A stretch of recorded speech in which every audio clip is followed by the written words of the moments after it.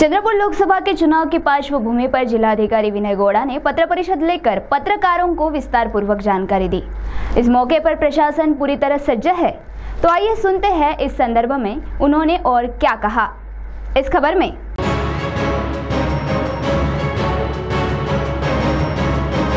लोकसभा सार्वत्रिक चुनाव 2024 के मुताबिक रविवार 17 मार्च को 20 कलमी सभागृह जिलाधिकारी कार्यालय चंद्रपुर में जिलाधिकारी विनय गौड़ा जीसी इनकी पत्रकार परिषद आयोजित की गई। इसमें जिलाधिकारी विनय गौड़ा जीसी ने चुनाव संदर्भ में जानकारी देते हुए इस चुनाव प्रक्रिया में तैयार किए गए ई-SMS नए ऐप के बारे में जानकारी दी।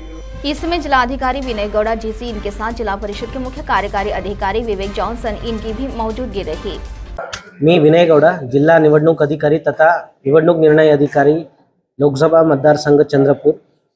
भारत निवडणूक आयोगाने 16 मार्च 2024 ला दुपारी 3 वाजता लोकसभा सार्वत्रिक निवडणूक 2024 ची घोषणा केलेला आहे। तो त्याच्यामध्ये चंद्रपूर मतदारसंघाच्या निवडणूक पहिल्या टप्प्यात होणार आहे।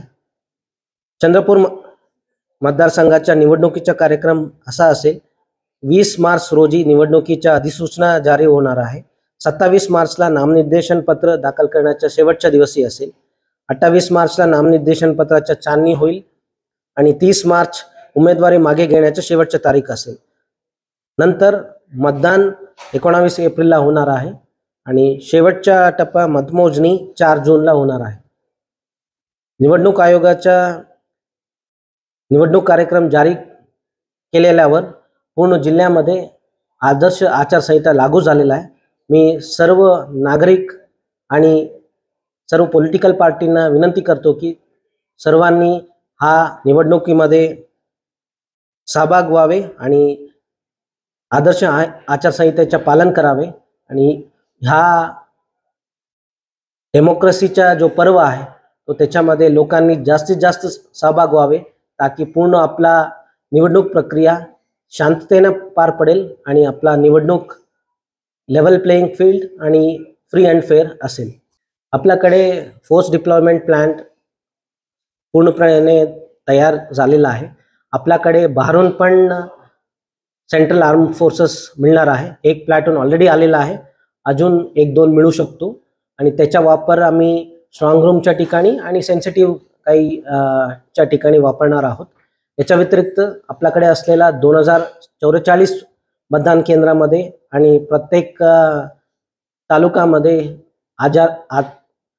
आदर्श आचारसंहिता अंमलबजावणीसाठी पुरेसो बल उपलब्ध। आपला पूर्ण निवडणूक प्रक्रियेमध्ये एक नवीन ॲप तयार झाले, ते म्हणजे ई-SMS इलेक्टरल सीजन मॅनेजमेंट सिस्टम। तो त्या पोर्टल आणि ॲपमध्ये बँकांना सुद्धा जोडणी केलेला आहे।